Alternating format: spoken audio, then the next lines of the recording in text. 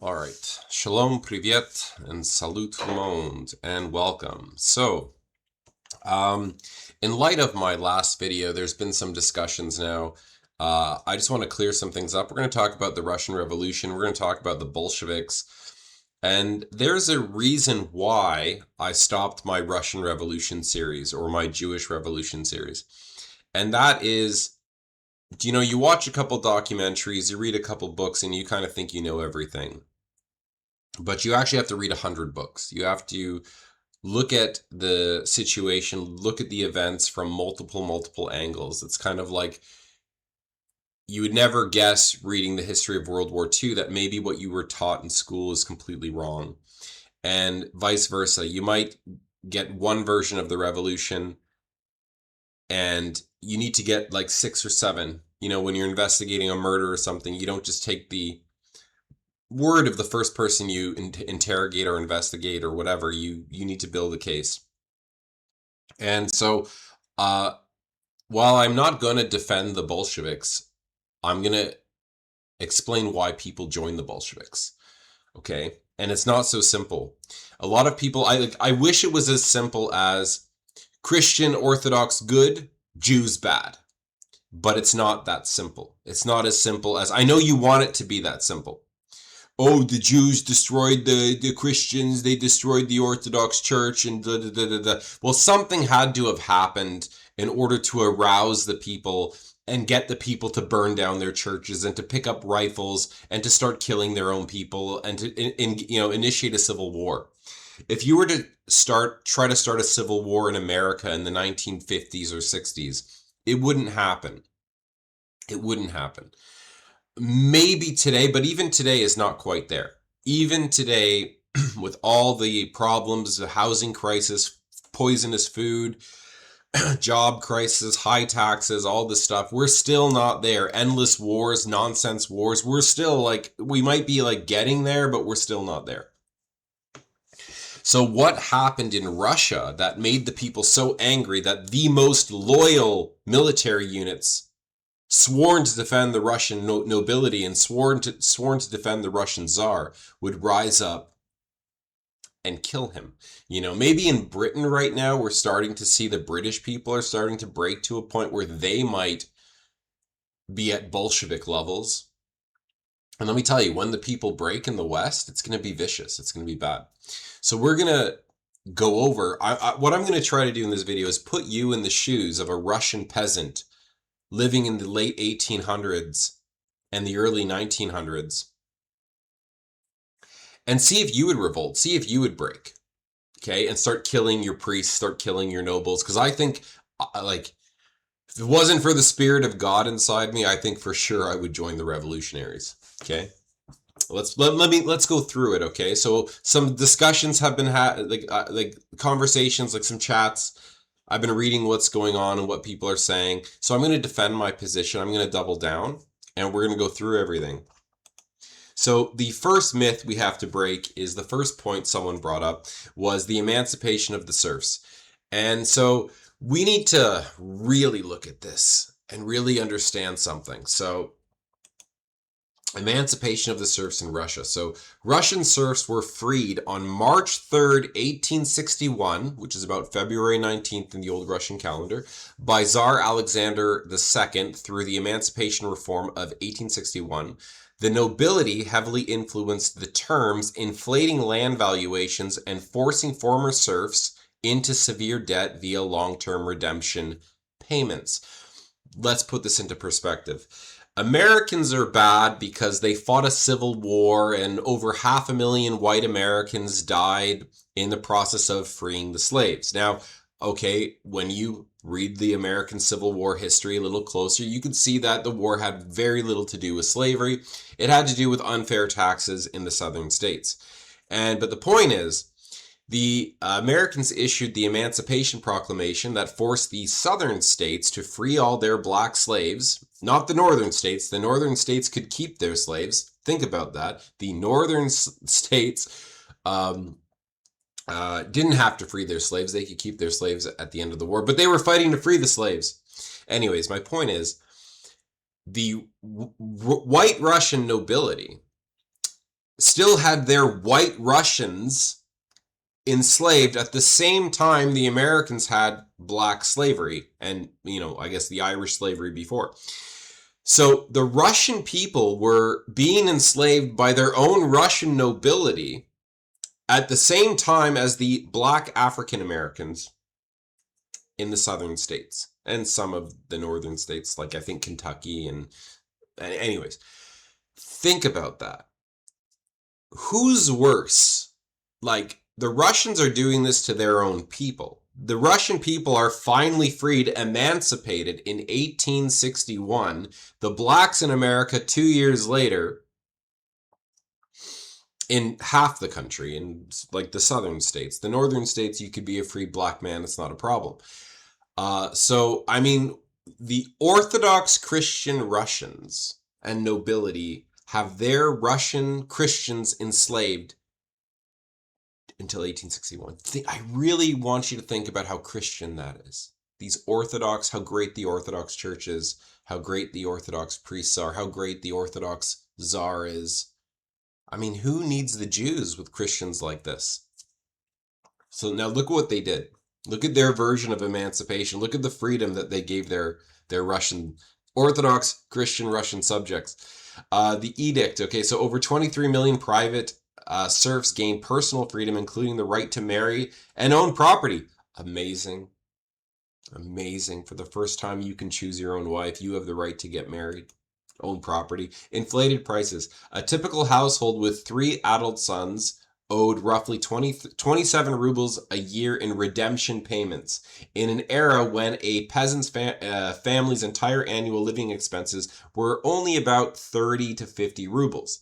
Land realistically worth around 700 rubles was priced at nearly double, meaning the family would pay back over 1,350 rubles across 49 years for property worth barely half that. So I'm going to free you. You're now free. At the same time, the blacks are being freed. My Christian brother. But now that you're freed, I have to give you some land. Now, I'm not necessarily going to give you the best land. I'm the noble. I own everything. I have to free you. I'm going to give you this land. Maybe it's some swamp land, some forest land. You're going to have to do some extra work. I'm going to keep this good land you've been working. And I doubled the price. Okay, let's read what happens. Redemption payments. The state paid landlords in full upfront. Peasants owed the debt back to the government for 49 years with interest, about 6-7% interest. This debt was not canceled until 1907, and only after the 1905 revolution forced the government's hand. Now, by this point, the 49 years are pretty much over. So the nobles got paid double what their land was worth, and you, the newly freed Russian slave, well, the blacks have just been freed too in America. Your Orthodox brethren just freed you and doubled the land value, gave you probably the worst land in the region. You paid back double what it's worth at interest, 6-7% interest. And the landlords, the nobility, got paid double up front from the government. How many of you would look at that as emancipation? You just got freed. How many of you would like these nobles and want to fight for them and go to war for them? These are your Orthodox brothers, right? And ordained by the church. The church. The patriarch is the one who approves all this. Yeah, Tsar, you can do that to your own people. Don't worry about it. It's very Christ-like, very Christian. Conscription and the cost of freedom. So now let's look at more freedoms. So conscription and the cost of freedom. Military service in Imperial Russia was so long and unforgiving that departing recruits were mourned with funeral rites. Their families understood a young man chosen for the army as, in practical terms, was already gone. Let's go through it. Draft and the debt. So the send-off. So now the Tsar wants soldiers. He's got the right to come to the village, and the village has to produce X amount of men for his war. Whether that war was just or unjust, whether it's BS war like World War I, or whether maybe it's removing the Ottoman Muslims, the Turks, out of Europe. Whatever, he's got a war, and you got to provide the men. So the villages held mourning songs and funeral customs for departing conscripts, a formal rite of passage. Terms of service ran as long as 20 to 25 years before the reform, and still meant years lost to war and drills far from home. So your sons would be called, and they're gone for 20, 25 years. Who knows what's going to happen in those 20, 25 years? Will you ever see your sons again? Probably not. Will you even survive? Probably not. Who paid?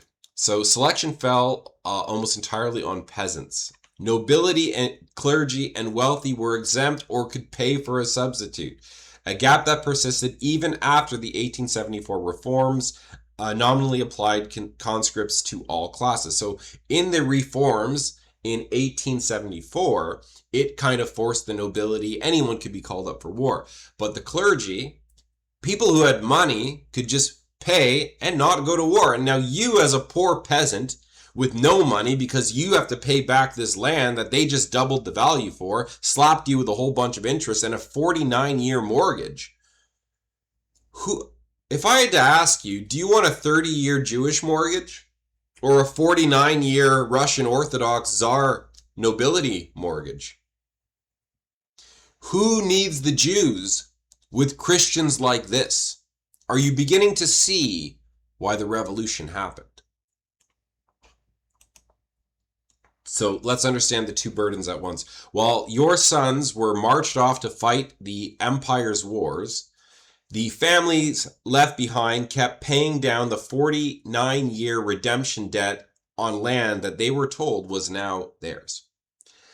This is your freedom. We're taking your sons. They're going to fight in the war, and you got to stay here. You don't have the money because you're giving all your money to the nobles and the government. The nobles already got paid double. Church as an instrument of state. So let's go through this. The Russian Orthodox Church provided the ultimate ideological justification for the autocracy, ordaining the Tsar as God's chosen ruler. But this wasn't a wealthy institution acting independently. Since 1764, the state had stripped the church of its own lands and made it a salary department of government, leaving it financially and structurally dependent on the very autocracy it was meant to answer to God for. So let's explain. There was no church. The church was an illusion, okay? The church had been fully castrated and neutered by the nobility and the Russian Tsar. You guys are beginning to see why I stopped my Russian Revolution series? Why it's like, you know what? I might have the facts right, but I don't have the context right, okay? And so people have been messaging me, and I'm reading their messages, and we're going to go through it, but the next clip, I think we're going to talk about industrialization of Russia. Russia was the fastest growing country at the time. It was industrializing. It was booming. Russia was amazing. Prove to me the people were getting paid, and prove to me that the people were getting the money, or I will show you where the money was going. It's irrelevant if America right now is a booming country. The people can't buy houses. It's great that the elites are getting rich, but so do you understand? Just because a country is rapidly industrializing and becoming very wealthy very fast does not prove that the money is going where it belongs. So let's go back to the church. So a captured institution, Catherine the Great's 1764 secularization transferred church lands and roughly 2 million peasants to the state, ending the church's independent wealth and turning its clergy into state employees. So now Catherine the Great ended it. And Catherine the Great was anything but great. She was one of the worst people, I think, in history. She murdered her husband. I think it was Peter the Third. He was the grandson of Peter the Great, and murdered him, plotted with the nobles, promised the nobility, removed their taxation. They don't have to pay taxes. They can't be charged with treason. They can't be executed for their treasons. She partnered with the nobility, planned a coup, had her husband murdered. She was a German princess. She did speak Russian. Most Russians didn't speak Russian. They could speak Russian. They didn't like to speak Russian. French became the language of the nobility. So not only, Russian was only for the dirty, nasty peasants, really, the commoners. The elites preferred to speak in French, and we're going to see that later. So understand that by the time you get to the fall of the Romanovs, people will cry and say, well, the Bolsheviks, it was a minority thing to overthrow the ethnic Russians. No. The Romanovs by this point were maybe 5% Russian. They didn't like to speak Russian. They spoke German and they spoke French, and they were 5% ethnic Russian. So the minorities who took over Russia were Germans through marriage and by only marrying other Germans. So by the time you get to the fall of Russia, the only minorities who had taken over Russia weren't the Bolsheviks. It was the Germans ruling over Slavic people. Okay, so Catherine the Great. So now she castrates the church, brought in all these liberal reforms. I mean, she took Crimea. There's some stuff that she did. At least one of her lovers did. She was a very sexually degenerate woman, and nobody did worse for the peasantry than Catherine the Great, and gave everything to the nobles, who helped her murder her husband and take the throne. Her son Paul undid everything she did. She changed all her reforms. He was very conservative, partnered with the Catholic Church, tried to form an alliance with Napoleon, and he was, of course, brought back the death penalty for nobles, brought back taxation, started helping the peasantry, and of course, Paul was murdered by the nobles, who then installed his son Alexander on the throne, who then brought back all Catherine's reforms back. And then when Alexander died, the power shifted to his brother Nicholas I, and now you're coming towards the end, the Decembrist Revolution, and the last 100 years of the Romanov dynasty.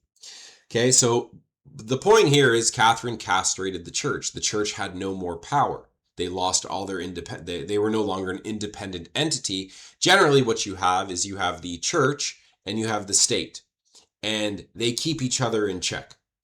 But then you get guys like Julius Caesar, who comes along and says, you know what, I'm going to be both chief citizen and Pontificate Maximus at the same time. I'm going to be both ruler of the state and ruler of the church at the same time. And that was the title for Caesar. And so that's kind of what the czars are doing here. They're removing, in the Bible, when King David screwed up, what happened? The priests come and deal with King David, right? And if the priests get out of line, the king is there to put the priests back. You need to have this like Senate and Caesar. You need to have the House of Commons and the House of Lords. You need to have this equestrian order and the senatorial order. Like you need to have the president, but then the Senate can fight the president and say, you're crazy, we're not in agreement. You know, the voice of the people that can stop the president, or the president that can stop the Senate. Okay. The Romanovs effectively dismantled that. The church could no longer tell the Romanovs what to do. They did not have any independence. They were now servants under salary of the monarchs, of the emperor or empress. Okay. Silenced by structure. So with no independent power base left, the church had little room to criticize the Tsar or Tsaritsa, the nobility, or the redemption debt crushing millions of former serfs. Even as parish clergy grew increasingly aware of the gap between their teaching and the suffering around them.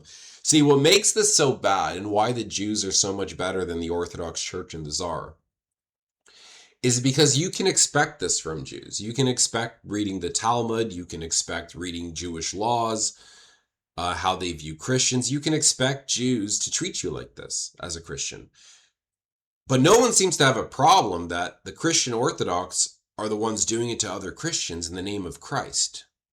You know, in the name of the Father, the Son, the Holy Spirit, blah, blah, blah. But let's put on our fancy robes, put on our hats, and let's, fast. We got to fast, everybody. Did you do what I say? Do you want your cookie wafer and drink the blood of Christ and drink the body and do your communion and make sure your soul is saved? Did you do the hokey pokey? Did you do what I said? Did you do your confession? That's what's important, guys. The traditions. Or else the devil's going to get you. You see. Do what the priest says. Are they following a word of what Jesus said here? No, they're enslaving you with debt, enslaving you with interest. You were a slave up until the 1860s in Russia. This is what they did to their own Christian people, guys.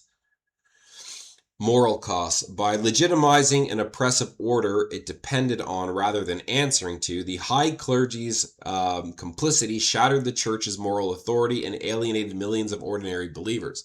So it's not hard to understand why they wanted nothing to do with the church. They blew up all the churches. They killed all the clergy.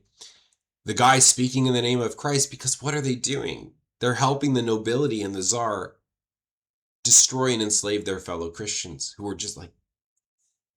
Anyways, all right, so let's keep going. Russian industrialization. So this is going to be a classic one. And guys, I thought all of this too.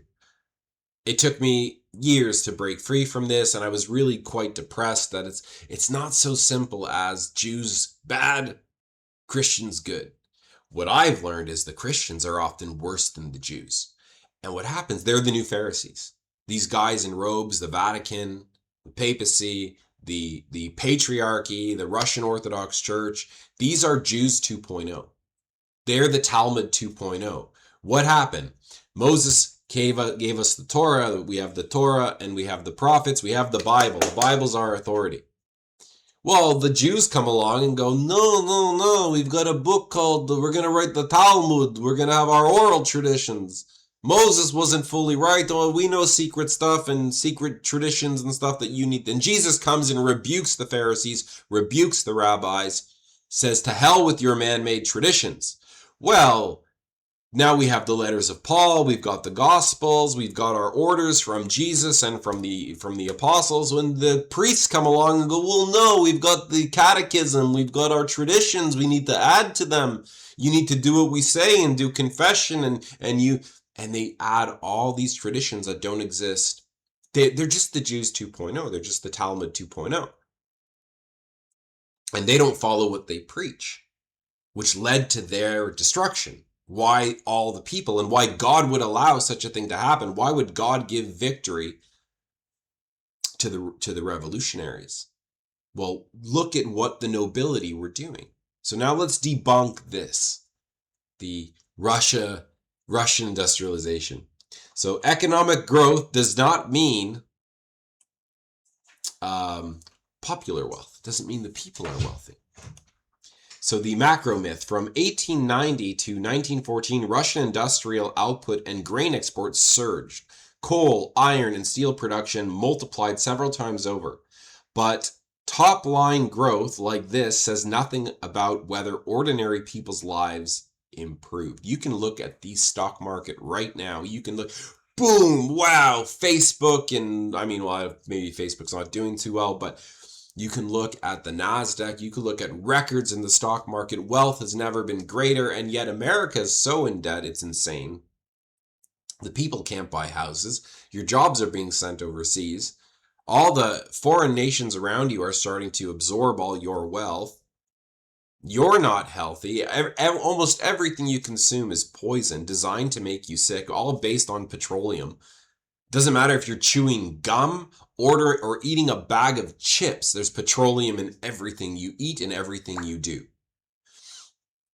And it's designed to make you sick, and it's designed to send you to the hospitals where you get medicine that's made from what? Petroleum.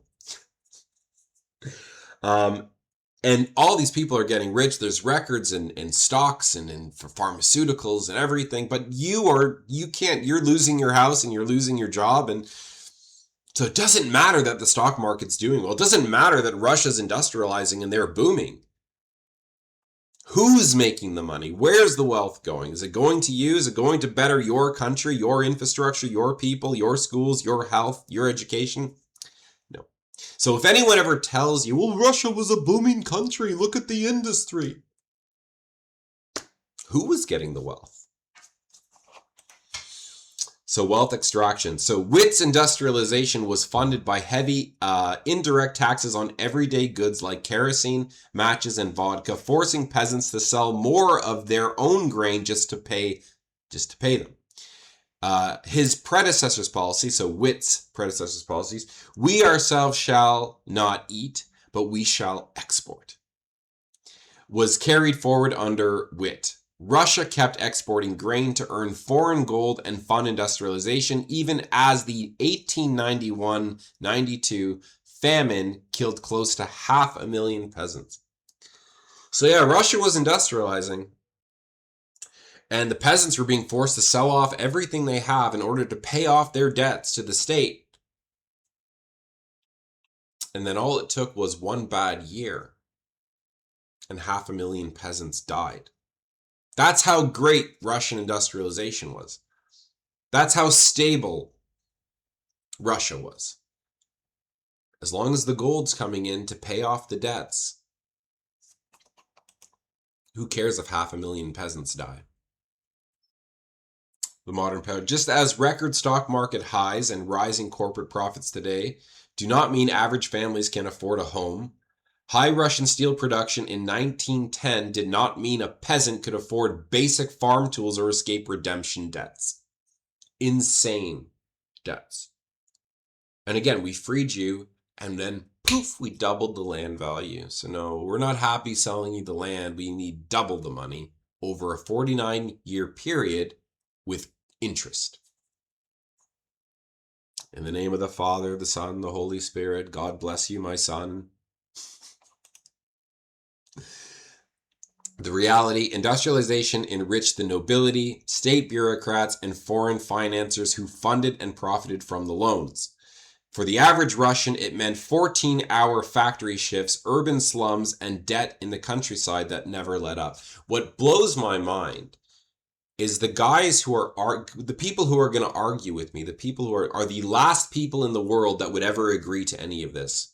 If you were to try to force 10% of what I just read to you on people criticizing me, saying that I'm like a Bolshevik supporter now, they are the first people that would protest against 5%. They couldn't handle 5%, 2% of what I'm reading to you. They would cry like little babies, thinking that this is unfair. I'm not going to go serve in this war and fight you. Forget it. I'm not going to go and pay back this loan. I'm not going to do. They would be the first people to protest.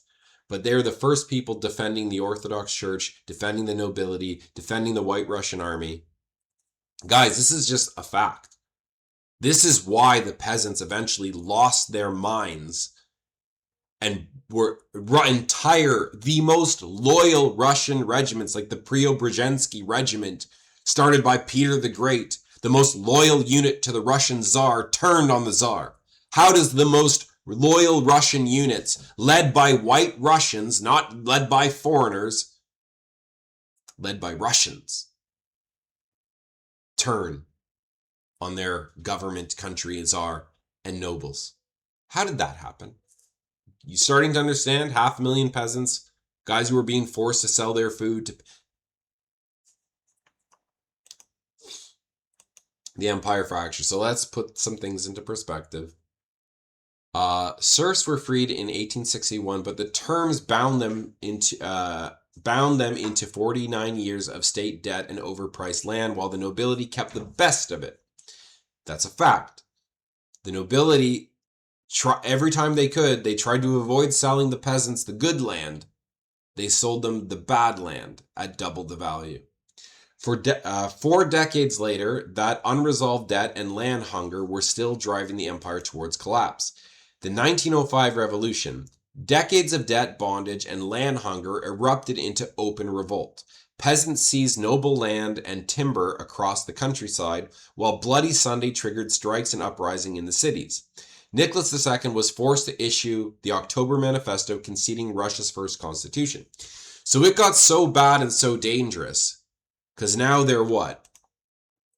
There's the Russo-Japanese War going on. Russia's at war with Japan, being funded by the Jews.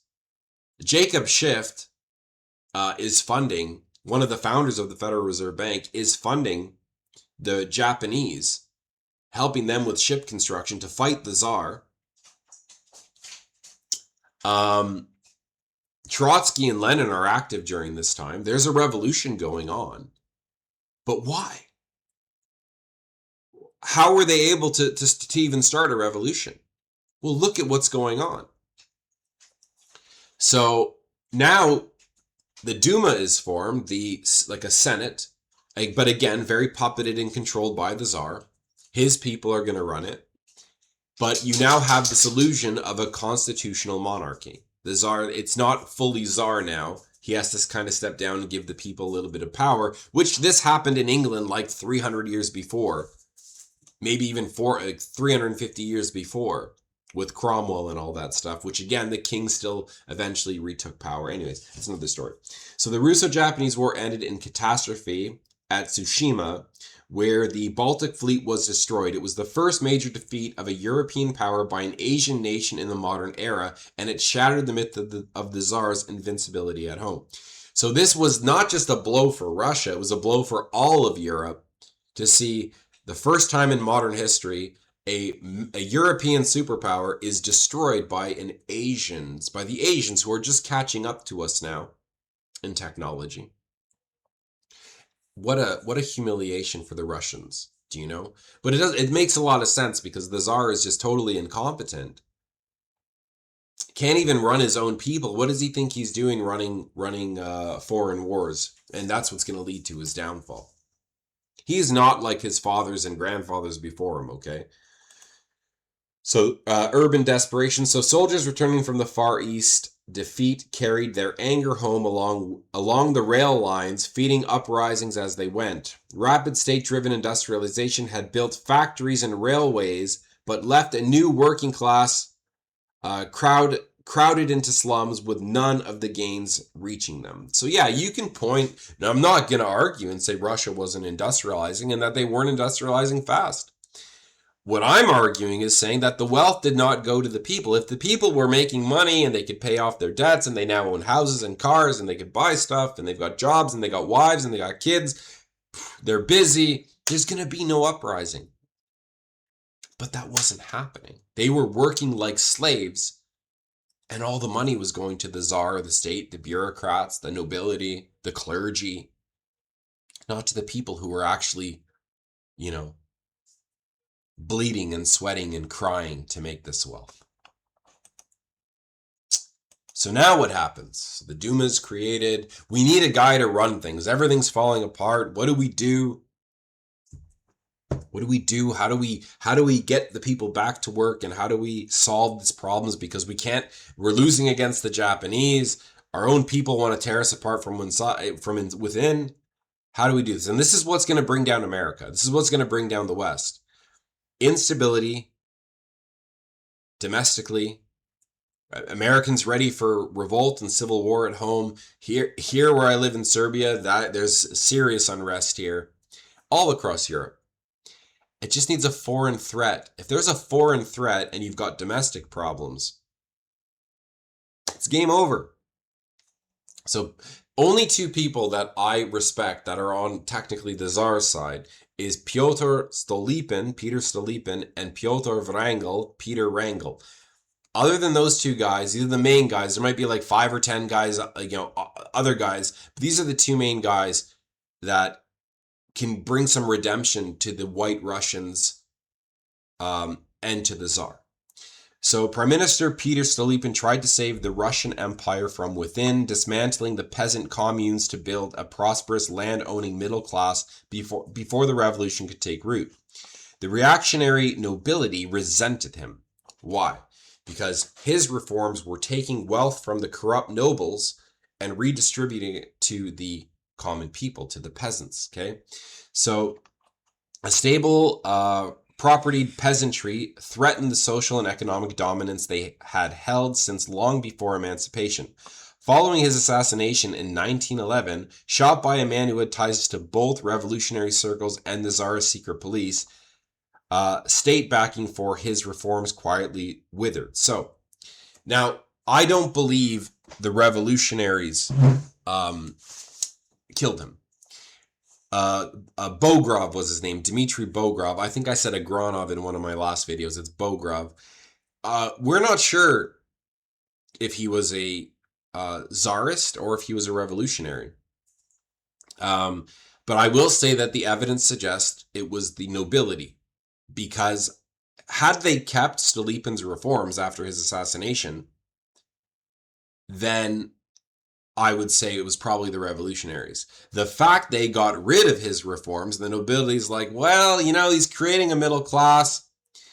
He's, no one wants to revolt now because about 15%, he had converted about 15 to 20% of the peasantry into middle class. And what did he say? Stolypin's own words were, a warning nobody heeded. Give me 20 years of peace, both at home and abroad, and you will not recognize Russia. He got neither. He got none. World War I arrived just 3 years after his death, dragging tens of millions of peasants into the trenches and providing the final fuel for the revolution the old elite had refused to prevent. So Bogrov, the reason you know Bogrov was serving the nobles and the Tsar, maybe not the Tsar, but the nobles for sure, was he was part of the secret police. Stolypin was killed in the theater opera house. And it was a place only for nobility. You cannot get a gun in there unless you're secret police. I don't believe the revolutionaries could have got weaponry in there with the nobility there, with the checks they had, all that stuff. And again, they remove his reforms the moment he's dead, and now the nobility can go back to screwing over the people. Why would you serve? That would be like serving Jeffrey Epstein and Donald Trump and Bill Clinton and Joe Biden and all these celebrities that are in the Hollywood clique, all these millionaires and billionaires that have made their money off bullshit wars, enslaving the people, scamming you, lying, cheating, everything.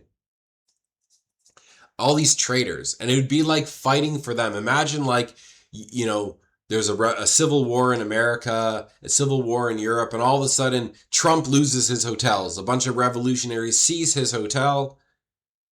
They take it. They're like, we're confiscating this. You got this illegally. And then you're going to fight. No, we got to kill and get Trump his tower back and restore everything to Trump and to Epstein and to Clinton. We got to fight for our elites, guys. That is what the people arguing against me are saying. I'm not defending the Bolsheviks. I'm explaining to you why people joined the Bolsheviks. I'm explaining why God had no problem wiping out the Russian nobility and wiping out the Orthodox Church when the white Christian Americans were freeing the Africans in America. The Russians were just starting, the Russian Orthodox nobles and clergy and czar were just starting to free their own people. How Christian is that? You think the whites in America were bad to the blacks? You don't want to be a Russian living under Russian rule. See what your own people do to you. And that's my point. That's my anger. What I've learned in my journey of all this is the Jews actually aren't that bad. They're not nearly as bad as my own people. You give my people the same power as the Jews. Man, just watch and see what they do. It's like the Tsar. It's like Edward I of England. We can go through some French kings and some German kings, and I'm going to show you how evil Christian nobility in Europe was. Not just to the Jews, to their own people. And how they used the Jews They would bring the Jews into their countries and say, hey, we're not allowed to enslave our people with debt and interest and usury. You are. And they would bring the Jews in. The Jews would do their job, enslave the people with debt, but the monarch is getting half the money. The monarch's taxing the Jews 30 to 50%. The Jews are paying the monarchs. Jews are doing the monarch's dirty work, doing the dirty work for the church, doing the dirty work for the monarch. And then after the Jews have made the monarch rich, the monarch takes the money, sends you and your children to war to go die for him and his bullshit. Go fight in the Crusades, go fight here, whatever. And you're now stuck with the interest, paying for the wars. Go fight and kill the French, go fight and kill the Scottish. I need more lands over here. I want some more titles over there. We've got to build a monastery here. The monastery is where you go and pay guys to pray for you because they're holier than you. Meanwhile, a lot of these monks have underground passageways to brothels where they're just taking your gold and taking your money and your grain and all that stuff, and they're just having sex. The brothels and the prostitution were owned by the clergy in England. Guys, it's like... And then the monarchs just remove the Jews and go, it's those Jews. I was making half the money. I'm the one who gave them the authority. I used the Jews. They did all my dirty work, and now they're the problem. I kicked them out, but you all still owe me the money. And the monarch's still collecting debt interest from you. The Jews have been removed. You now hate the Jews, and your monarch has completely gotten away with this. Go and check this yourselves, guys. As much as you hate the Jews, I promise you, you would hate the Christian monarchs 10 times more, and they're your own flesh and blood people. And that's what's happening here in Russia. Okay? So, he's murdered. It was clearly the nobles who killed him. They immediately remove his reforms, and the peasantry have no hope now. No hope of becoming middle-class people and actually owning businesses and all that stuff, guys. All that normal stuff that should be our God-given right. And it should be the churches and the priests and our kings and our nobles.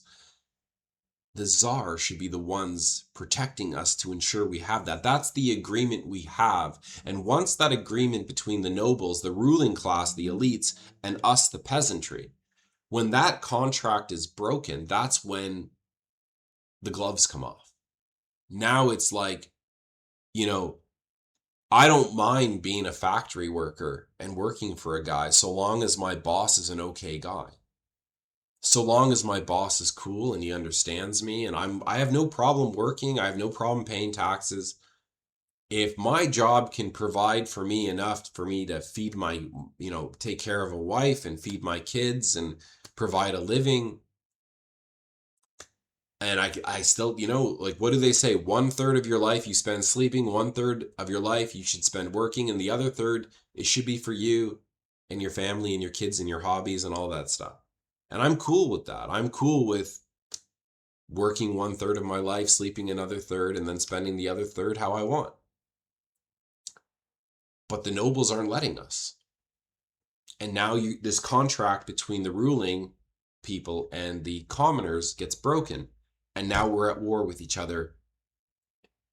And I mean, are you really going to cry over the Jeffrey Epsteins and the Bill Clintons and the Donald Trumps? Because that's who we're defending here. That's when I'm trying to explain to people why the revolution happened, why everyone was joining the Bolsheviks to overthrow their leaders.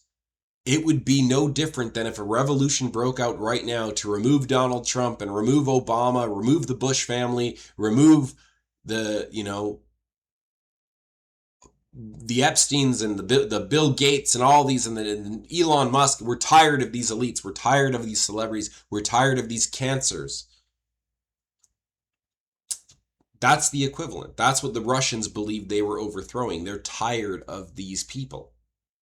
99% of our problems in the modern world are coming from the decisions and the wars and the elites and everything that they're doing. Okay? But I blame us. We're an immoral people. It's like the Constitution. When the Constitution says, like I said in my last video, the right to bear arms.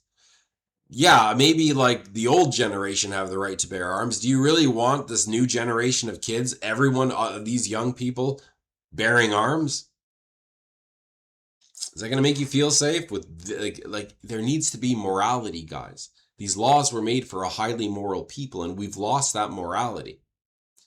Um, it doesn't matter. I've come to learn that it doesn't matter. I believe in communism. I believe in fascism. I believe in a monarchy. I believe in a democracy. Guys, it does not matter what system of government you have in place. You can believe in fascism. I'm a Republican.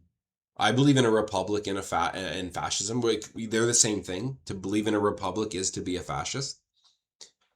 A fascist dictator is elected in a time of trouble, temporarily.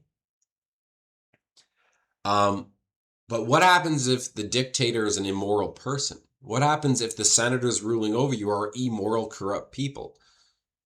What if you're living in a democracy and the people ruling that democracy actually care and love the people and are willing to sacrifice not only their wealth but their lives for the people they're ruling over? It's a great democracy. What about a dictator who loves his people more than anything and would sacrifice his life and even his own children to save his country and people? That's a good dictator. Okay, it has nothing to do. It has nothing to do with what system of government. It has everything to do with morality. And it comes down to do unto others as you would have done unto yourself. Okay? That's what it comes down to. So that depends on the topic. What it comes down to. So sorry about that. So anyways, morality is the key. And Christ gave us the greatest law, the greatest example, and that's just love others how you want to be loved. Treat others how you want to be loved. Love your God with all your heart, your might, your strength, and everything you have. Have respect for the guy who built the universe. And if everyone just followed that simple law, I don't want to be raped, therefore I won't rape others. I don't want to be murdered, so I'm not going to murder anyone else. And I don't like being enslaved with debt and interest, so I'm not going to do that to others. I don't like it when people lie to me, so maybe I shouldn't lie to others. The biggest problem we have in this world right now is that God gave us a certain degree of freedom, and people abuse that freedom, and they do not treat others how they want to be treated. And that's when everything falls apart. Do you think the nobility and the czar, for 1 second, could ever tolerate what they dish out to their serfs and peasants? No. Could the elites ruling America right now for 3 seconds, tolerate what they dish out to us? Could they? No. The guys that are commenting on me in my last video could not handle for 3 seconds what the nobility of Russia, the clergy, the Orthodox Church of Russia, the Tsar, what they were doing to their people. If the Tsar was doing it to them, they would be the first to join the revolution, these guys. They would be the first to pick up arms and fight. And here they are criticizing, defending the church, defending the Tsar. No, it was the kikes. It was the dirty, evil kikes. Who needs Jews when you've got Christians like this? So Stolypin's murdered. Reforms are gone. So the claim that the Tsar embodied pure Russian blood does not hold up. By the 20th century, the imperial family's bloodline was overwhelmingly German, the result of centuries of dynastic marriages arranged for geopolitical advantage, not ethnic continuity.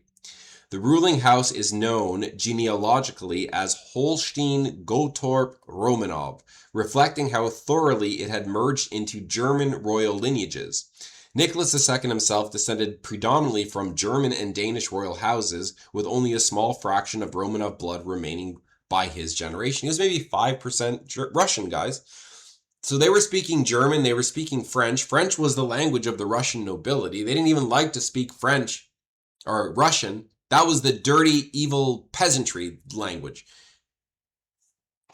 So you've got a Danish-German emperor ruling over Russians, speaking French in his court, enslaving these people. And so now, this is what's amazing. So the Red Army commanders. So the idea that the Red Army was purely a minority uprising ignores the actual command structure. Tens of thousands of former Tsarist officers, most of them ethnic Russians, staffed its ranks and leadership. The supreme commander who defeated Denikin, Kolchak, and Wrangel in turn was Sergei Kamenev, an ethnic Russian and former colonel in the Imperial Army who served in the 30th Poltavsky and the 165th Lutsk Infantry Regiment before joining the Bolsheviks. And again, like I said, the Preobrazhensky Regiment, the top Russian, most loyal Tsarist regiments, many of them joined the Bolsheviks, all ethnic Russians, white Russians. So where Jews might have made up the bulk of the leadership at the beginning, victory came from white Russian soldiers and Tsarist imperial soldiers who turned on the Tsar. How do entire military regiments betray their king for Jews if all's great? Oh, Russia's industrializing. We all have money. Wealth is good. We all have got... How do you do that? Guys, the reason why America has... the West and NATO has been able to do what they've done to the world is because the Americans in the West were so comfortable with their lifestyle and living. It's only now, for the first time in American history, really, that the American people are starting to wake up and go, you know, I don't think we can trust our government. Why are they waking up? Because life isn't so comfortable now. So the only way they were able to get millions of Russians to turn on the Tsar was because life wasn't comfortable. It didn't matter if Russia was industrializing. You get it? And they have a foreign king. Oh, it's the minorities are taking over Russia. Russia's already taken over by minorities. The guy ruling and sitting as Tsar isn't even a Russian. He's not even speaking Russian. Imagine, you've got some foreigners ruling your country, which you kind of do. You're getting a taste of it now, aren't you? Imagine if, like, the King of England all of a sudden is a Arab Muslim. Well, I mean, Charles isn't far off. Would you go to war for King Charles? Really? This guy? That's like going to war for the Romanovs. So, yeah, so don't fall for this. The Bolsheviks were all minorities. It was all about replacing Russians. No. It was Russian regiments that led the charge, Russian generals who led the charge, Russian officers who led the charge. And it didn't matter because the guys ruling Russia at that time were the definition of minorities, not even speaking Russian. All right. So the nobility's estrangement from Russian identity went beyond bloodline since Peter the Great's reforms. The upper aristocracy had built an entire parallel culture oriented towards the West. By the 19th century, French, not Russian, was the first language of the upper nobility, spoken in noble homes, taught to their children, and used for all serious thought and correspondence. A nobleman even addressed the Tsar in French as a matter of etiquette. This was not incidental fashion. It created a genuine cultural chasm. Peasants could not understand the language of their landlords, their landowners, and Russian intellectuals of the era openly worried that children raised this way grew up alienated from their own people.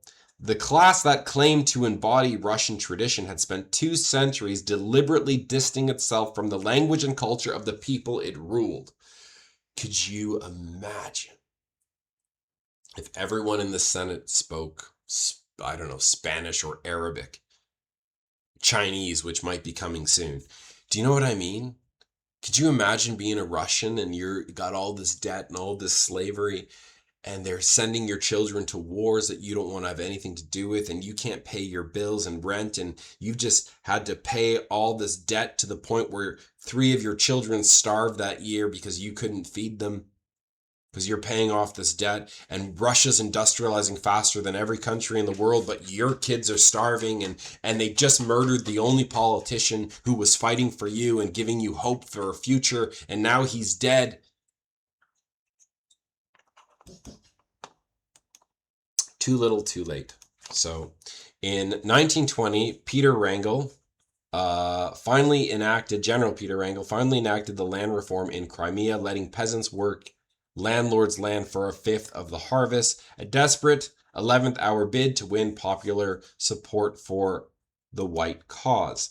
His own contemporaries recognized the tragedy in the timing. A leading Crimean political figure of the era later wrote that Denikin issued this, if Denikin, the previous general of the White Army, Wrangel replaced him, Denikin failed, okay? Had Denikin issued this law back in 1918, the outcome of the entire Civil War might have been different.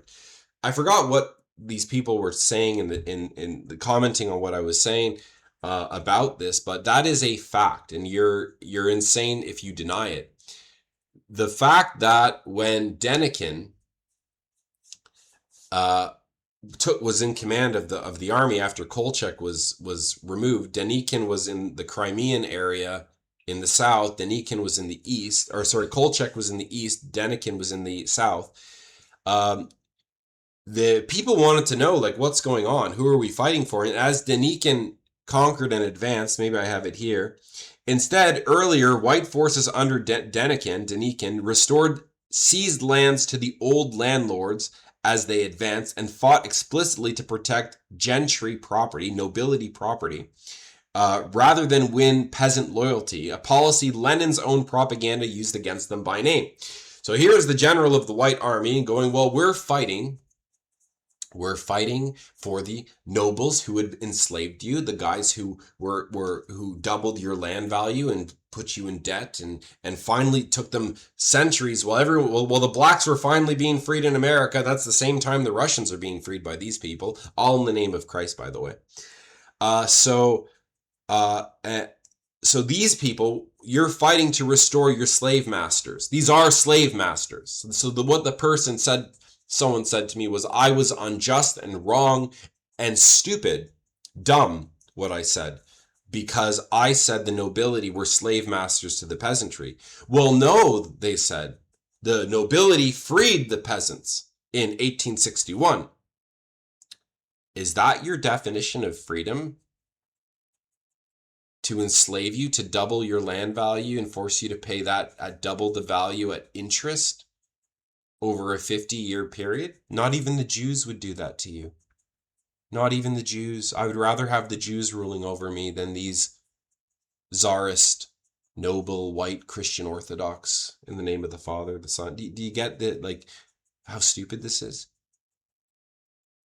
So not only Denikin was a mentally retarded general, he literally, if you actually read the war and see what happened, Denikin invested everything. We need to take Moscow, and he dumped everything, broke all the lines. He, instead of linking up with Kolchak in the east and forming this super strong, which was Wrangel's plan, Wrangel's like, no, we need to fight defensively. They were kicking ass at the beginning. Wrangel was taking cities and moving, goes, we need to push east, not north to Moscow. We need to connect with our white Russian brothers in the east, form a line and push. No, Denikin said, forget that. Dump everything we have and just go for Moscow. Even if you take Moscow, what does that do? Nothing. He thought it was like a game of capture the flag or something. Whoever can just take the capital wins. That's not how war wins. Denikin had to have been the most mentally retarded commander of the war.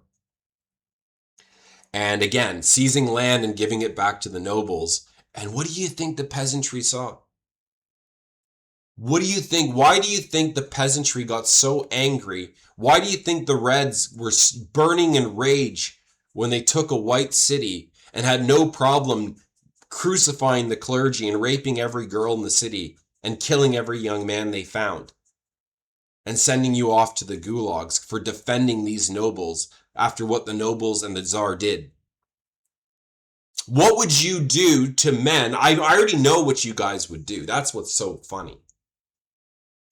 Is what I hear people say, what you're going to do to the traitors in society, what you guys are going to do to when you guys take power. What are we going to do to those guys who were loyal to the establishment, those guys who were loyal to Trump, those guys who were loyal to Israel, those guys who were loyal to everyone we think is our enemy? I've heard what you guys are going to do to those people. Those cops who were fighting you in the protests when the roles reverse and you finally have the power over those cops. I heard what you're going to do to them and their children and family. And it sounds an awful lot like what the Bolsheviks did when they took a white city, when they took a city from the nobility. See, it would be like revolting against your elites now and then capturing them and capturing their families and capturing all the politicians who destroyed your homes and destroyed your lives. That's what's happening in the Russian Revolution. That's what's happening in the minds of the Bolsheviks. Okay? So Lenin then used this against them, right? Lenin's winning and Trotsky are winning the war. The Jews are winning. The Bolsheviks are winning because they're promising the land to the people. The whites are saying, let's restore the land back to our slave masters, and they were slave masters. So the greed and stubbornness of the Tsar, the church, the nobility caused Russia's downfall, not a foreign conspiracy, and not one ethnicity acting against another, but an empire that broke its own contract with the people who built it. And that's what's happening in the West. The people who built it, the peasantry, are being exploited, destroyed, and I blame ourselves. I really think that we deserve the government we have. The government just simply reflects the people, whether you like what I just said or not. I don't care. Nothing is stopping us from working together. Nothing at all. The fact we're even looking at the government to solve our problems is mental illness. We should be looking at ourselves, and before that, we need to look to God. And we need to look to God to install inside of us righteous and noble hearts. I don't want to do what my heart wants. I want to put God in my heart first, and then I want to follow my heart, once God is the one sitting in it, so that every decision that I make is in accordance with the will of God. And how I'm going to treat you is how God would expect I treat him. When Jesus said, when I was in prison, you didn't come visit me. When I was hungry, you didn't give me food. And then the Pharisee, when were you hungry? When were you in prison? We would have come. And it's like, you could have done it to any of these people. And to do something good for your fellow man is to do it for God. There's nothing stopping us from working together. Even like I have always say this about my province. If everyone from my province donated $1 a day, that would be close to $10 million a day. By the end of the month, we have $300 million. What's stopping us from starting to build mortgage-free housing for each other? Starting a construction company to build mortgage-free housing? What's stopping us from buying the newspaper and nationalizing it so that all the profits go back to the people? What's stopping us from doing a brewery and now everyone buy this alcohol? When you go out to the bars, buy that because it's owned by the people, it's for the people, and the money goes back to us, not to foreign corporations or whatever, banks and financial institutions, whatever. Nothing is stopping us from working together. Nothing is stopping us from putting all our money together. $1 a day. $1 a day can move a mountain, guys. We can't do that. We're incapable. And I'm going to tell you, the moment that money hits the table, that's been my experience in life, is if guys you trust, guys you think you would die for them, you would give your life for these people, and then you put money on the table and you see the monster that lives inside, you see the animal within, and that guy you thought you would die for would sell you out for a couple $1,000s, and you can't even believe, for a couple $1,000. A guy you would die for. You would never think this money would ever come between you. It doesn't just destroy your friendship, it kind of destroys your faith in humanity. And that was the problem with like the Nationalist group, and when I was part of the Nationalist group and stuff, and we're all fighting over leadership. Well, I wasn't. I didn't care. I just wanted to work and just wanted to do something. I wasn't there to take over, and they're all fighting over leadership and who controls the money, and they're sleeping with each other's girlfriends, and they're all getting drunk and high, and you're like, you guys are the opposite. You're no different than the communists, the Antifa. The guys running our group were just as degenerate as the guys they were condemning. And it's like, I want nothing to do with this. I'm walking away. I don't want to be affiliated with these people. So the Bolsheviks didn't take over Russia, didn't destroy Russia. It was the Tsar, the nobles, and the clergy. They brought their destruction upon themselves. All right. So that's that. I thought I should make this video to clarify I'm not defending the Bolsheviks. I'm explaining to you why they were caused to be, why people were joining the Bolsheviks, and why people will join the new Bolsheviks when they arise. Okay? Don't look at the Tsar anymore as a victim. He's a mentally retarded man who shouldn't have been ruler. Okay? Don't look at the church like they're innocent. They're victims. They, in the name of Christ, did all this stuff, enslaved their own people with interest. If Jesus was there at that time, he would have whipped the Tsar out of the palace. He would have whipped the patriarch out of the church. They're worse than Jews. Don't judge the Jews. I would rather take a Jewish mortgage for 30 years than take a Tsarist Orthodox mortgage for 50 years. All right, so anyways, guys, I think we're going to end there. Sorry guys, I had to make this video. I'm going to try to upload chapter 1 tomorrow. Sorry for the delay, guys. Anyways, information's here. And yeah, so that's red versus white. That's why, guys, I didn't continue my Russian Revolution video, because I wish it was as simple as Jews bad, Christians good. But my heart really broke the more I researched it, and I saw Christians behaving far worse than the Jews. And that really broke my heart. So it's not so simple. Okay, and again, there were many Jews who fought in the Tsar's army. General Yusufovich, Boris Stefan. Boris Stefan fought even for Hitler after, fought for both the Tsar and for Hitler. So anyways, when it comes to the revolution, I'm not defending the Bolsheviks. I'm telling you why I understand them, why the people joined them. I do not defend the Tsar, I do not defend the clergy, I do not defend the nobility, but I do defend Peter Wrangel and Peter Stolypin, the guys who were trying to fight for the people, who risked their lives for the people, died for the people. Both of them were murdered in the end. They were just trying to build a strong middle class, so you had something to fight for, something to live for. So you had the right to start a family, enjoy your labor, enjoy your work, afford a property, live. Enjoy your life, not be a slave to a bunch of people, degenerates who just don't care about you.